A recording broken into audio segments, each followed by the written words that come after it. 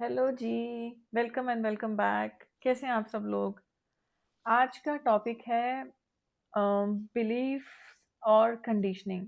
आपने मुझे बहुत सारी वीडियोस में कहते हुए सुना होगा कि आपके कुछ डिसबिलीफ्स होते हैं, आपके कुछ बिलीफ्स होते हैं, आपकी कंडीशनिंग हुई होती है बचपन से सोसाइटी में, और आपकी जो फैमिली ने जनरेशन जनरेशन टू जनरेशन जो आपको पास किया गया है वो आपके सब बिलीफ सिस्टम है। तो आज थोड़ा डिटेल में समझते हैं कि बिलीफ सिस्टम क्या है, बिलीफ क्या होते हैं, कंडीशनिंग क्या होती है, और आप अपने बिलीफ या डिसबिलीफ जो होते हैं उसको आप कैसे आइडेंटिफाई कर सकते हैं।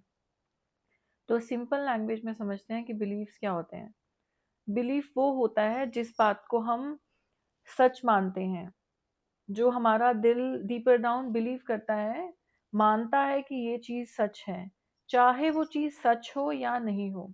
जैसे कि एक डार्क एप्पल जो है, जो सेब होता है एक डार्क रेड कलर का, वो मीठा होता है। अब ज़रूरी नहीं है कि अगर एप्पल डार्क रेड है तो वो मीठा होगा, बट हम वो डीप डाउन मानते हैं कि जो डार्क रेड का एप्पल होता है वो ही मीठा होता है। तो ये सच चीज़ वो है नहीं है, उससे कोई रिलेशन नहीं होता। जो आप मानते हैं कि ये सच है वो आपका बिलीफ बन जाता है, और वो बिलीफ सब लोगों के अलग अलग हो सकते हैं, ज़रूरी नहीं कि सबके एक ही बिलीफ होते हैं। आज हम थोड़े इंडियन कम्युनिटी के जो बिलीफ सिस्टम्स हैं, जो बिलीफ्स हैं, जो हमें दिए गए हैं पीढ़ी दर पीढ़ी हमारे पास ट्रांसफ़र किए गए हैं, उनके बारे में भी बात करेंगे। सो बिलीफ नेगेटिव भी हो सकता है, पॉजिटिव भी हो सकता है। ज़रूरी नहीं है कि बिलीफ जो है नेगेटिव ही हो। बट बिलीफ आपको इम्पैक्ट कैसे करता है, हम क्यों बिलीफ जानने की कोशिश कर रहे हैं, हम क्यों बिलीफ के बारे में बात कर रहे हैं। सो बिलीफ जो होते हैं वो आपकी डिसीजन को इम्पैक्ट करते हैं, आपके एक्शंस को इम्पैक्ट करते हैं, आपके कॉन्फिडेंस को इम्पैक्ट करते हैं, लास्ट बट नॉट लीस्ट आपकी लाइफ बनाते हैं।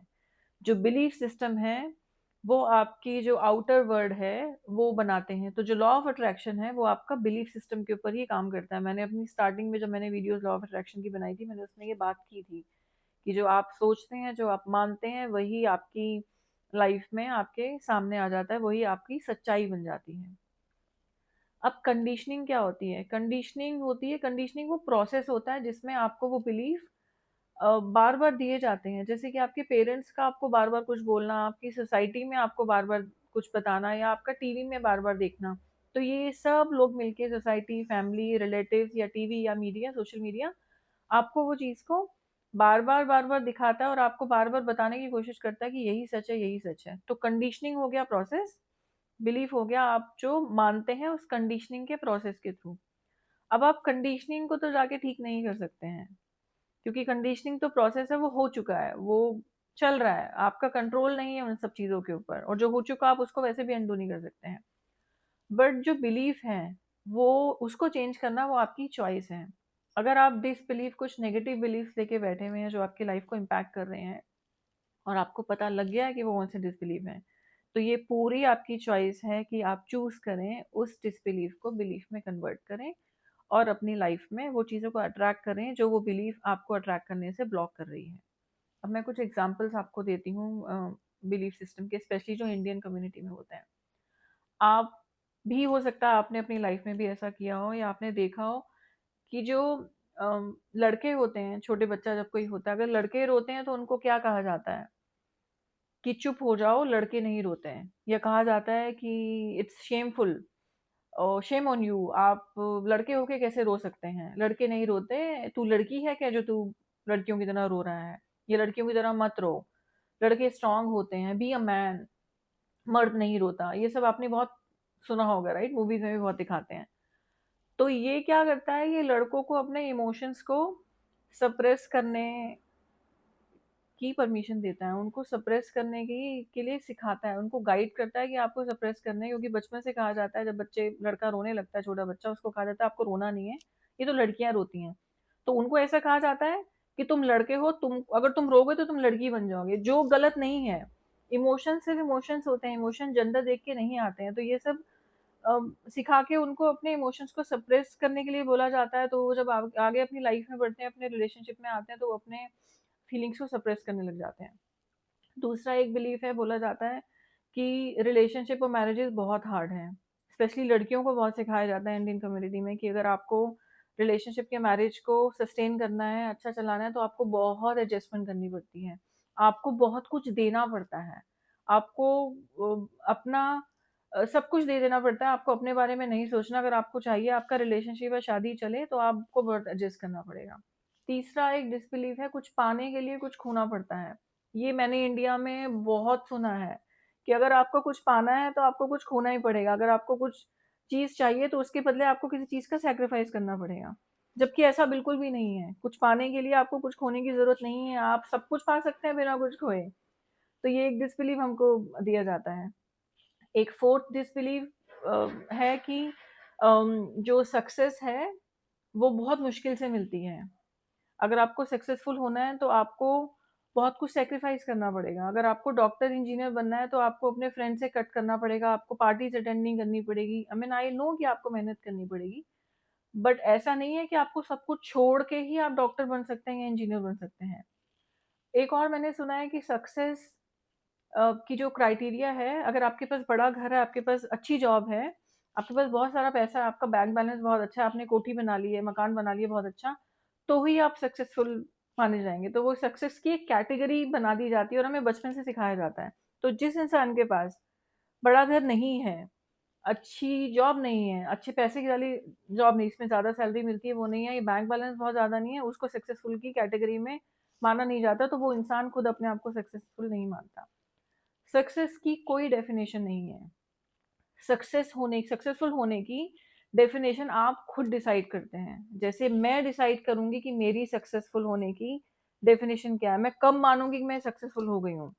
तो पैसा, घर, अच्छी जॉब, आपका सोसाइटी में स्टेटस, आप कितना क्या कपड़े पहनते हैं या क्या ज्वेलरी पहनते हैं, कितना पैसा आपके पास है, वो डिसाइड नहीं करता।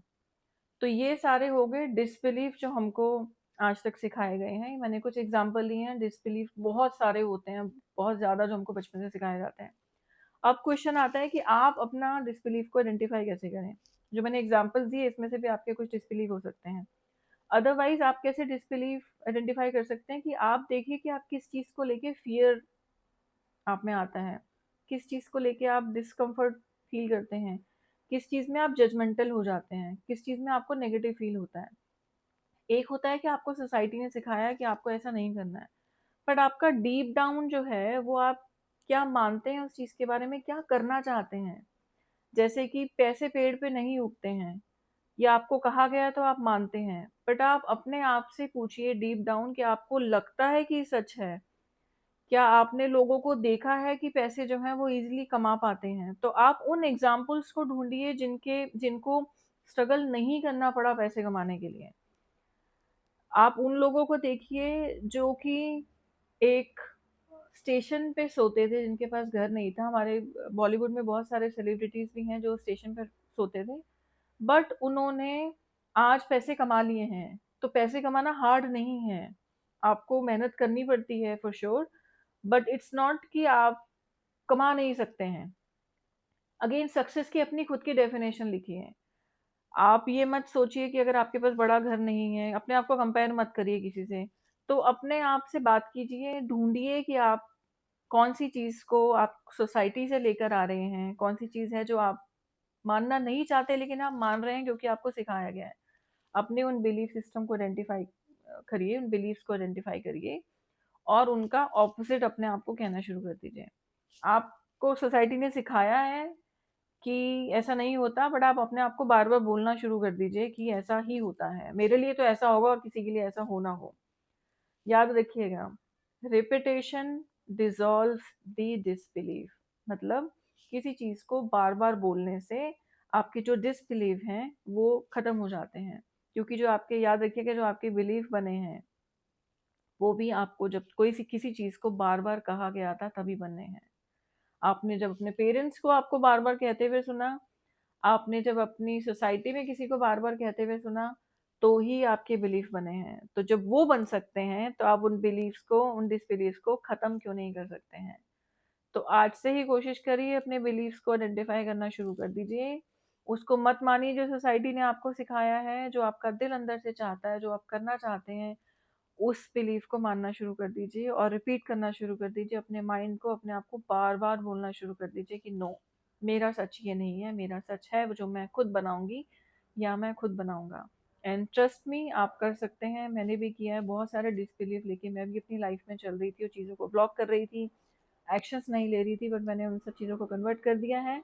अब मैं वो लाइफ में सारी चीज़ें पा सकती हूँ जो मैं पाना चाहती थी, और पा भी लिया मैंने, अपने बिलीफ सिस्टम को करेक्ट करके, और वो चाह के जो मैं चाहती हूँ, वो नहीं जो मुझे मेरे पेरेंट्स ने, मेरी फैमिली ने, या मेरी सोसाइटी ने, या मेरे टीवी ने, या सोशल मीडिया ने मुझे सिखाया है।